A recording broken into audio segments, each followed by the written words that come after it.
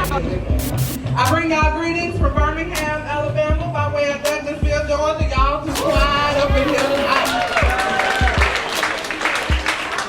And just because of that, I gotta get a little crunk for y'all. So I'm gonna do a piece for y'all. It's called I Spit, but I need y'all to help me do this piece, okay? Okay. I'm trying to think what my little.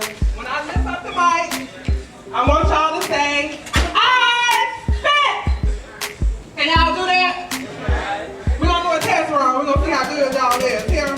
On the count of 3, I want y'all to say I spit, okay? 1, 2, 3. I spit! That'll work. This is why I spit! This is why I spit!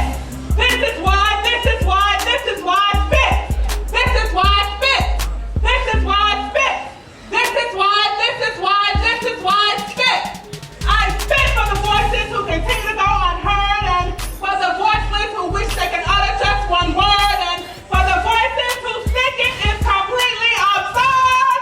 I spit to cultivate mankind and to be a verbal visualization to the blind and to free those who live in a confined mind. I spit for the souls who find it hard to cope, and for the souls who are about to hang from their own rope, and for the souls who feel that there is just no hope. I spit for the single mothers trying to raise their sons to be better men, teaching them values, love, and respect at home where it all begins, and that there is more to life than being locked in some federal pen.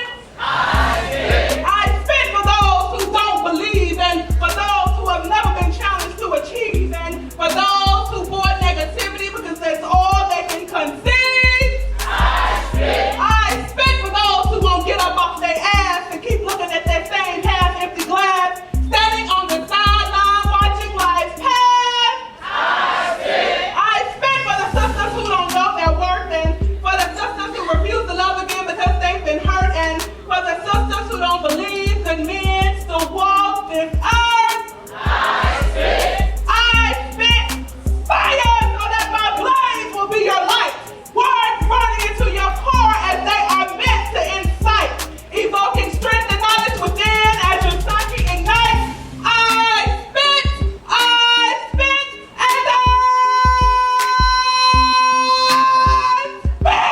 Wake up! We just kick it off something sexy since we got a lot of sensual, sexy stuff going on tonight. I'm gonna try to do a little something for you. So y'all bear with me.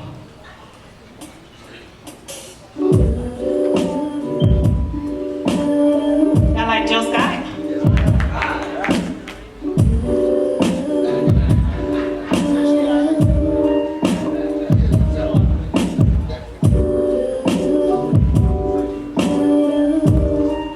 Yes. Snickers does satisfy me, but not the way you do. See, I had no clue that just a smirk from your face could turn my gray skies blue.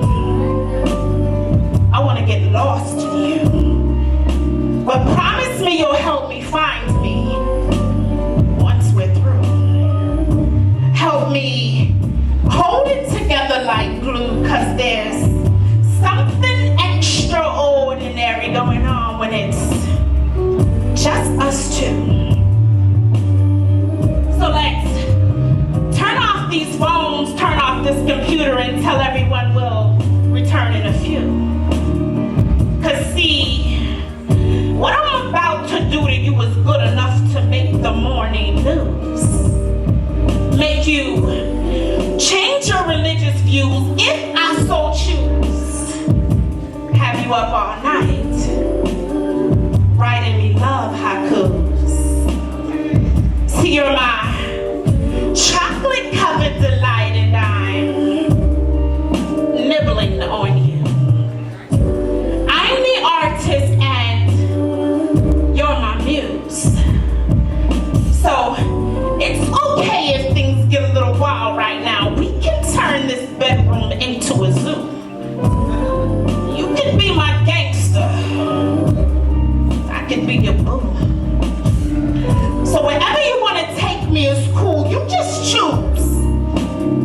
you're the director of this here classic movie and I'm your only actress, just give me the cue. See, I know that you've been stressed, so all of your tension I'm ready to soothe. And if you like, I can leave on these here shoes. And no, I'm not ashamed to say these things, because see, I feel I have everything to gain and absolutely nothing to lose. They say, patience is a virtue. Well, honey, I've waited long enough. Now I have something to prove. Hershey's chocolate syrup and you are the only thing on my menu. And just so you know, I can give a damn about this here hairdo.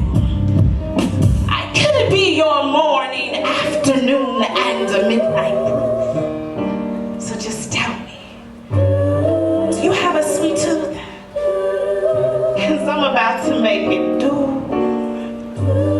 what it do. Yes.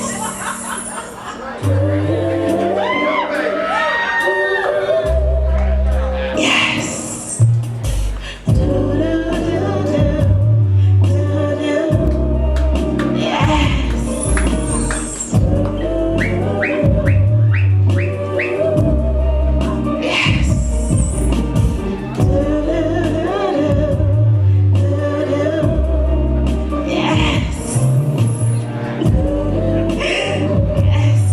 Thank you so much. I appreciate that. This is from SoulScribe. St. Louis, baby. The new in the house, baby. Girl, these cute. All these shoes cute. Okay, so I'm gonna try my hardest to not be up here too long for you guys. It's gonna be 1 week. I'm just gonna preface this. I don't know if you all have ever not been expecting to fall in love because you've been hurt before, or you fall in love when you just with the wrong person at the wrong time. It's the right person, wrong time. Kind of situation in love. So I don't want to miss anything. So I brought a notebook. All right. See, I have a confession. I'm confessing about my obsession with obsessing over him, making me believe that my emotions are just make-believe. The decision to deceive myself left me in disbelief. See, he touched me and I felt him deep. Many nights the last voice I heard before I fell asleep. The interaction played tricks on my heart, so in turn this get multiple beats. See, he loved to think that this feeling is a figment of my imagining. See, my best friend manifested my lover in my dreams.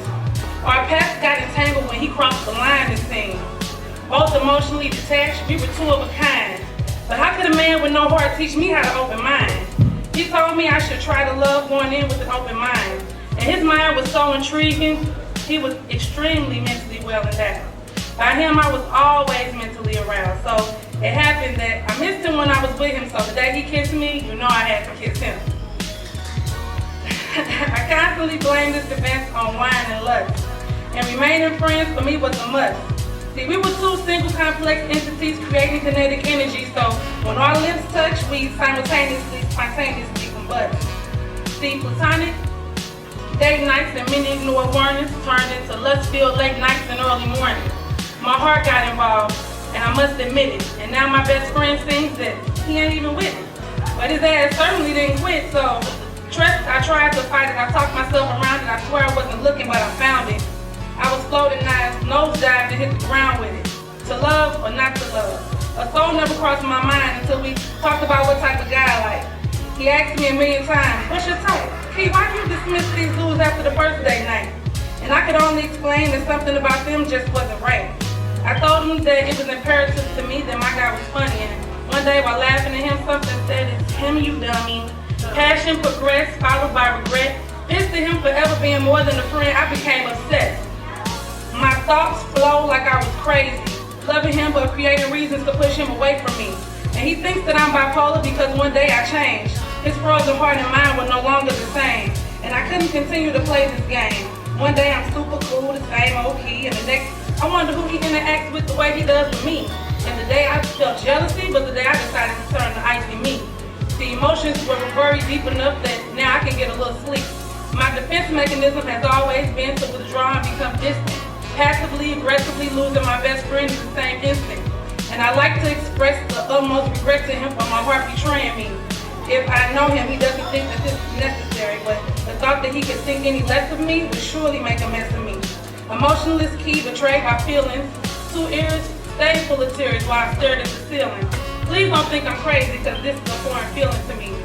It started to feel that I could actually care.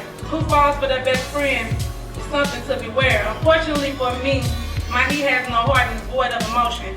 And these thoughts I try to forget play quickly in slow motion. Memories of kisses I try to erase. Remember avoiding his gaze as he stares in my face. Emotions bury deeper down. I'm sorry, y'all, I just miss him being around. And I never allow myself to experience vulnerability. And this love, he'll never take it seriously. How could I tell him again? I could, but he'd think I was crazy. And for now, this is my treasonous heart's apology. That's my sister-in-law.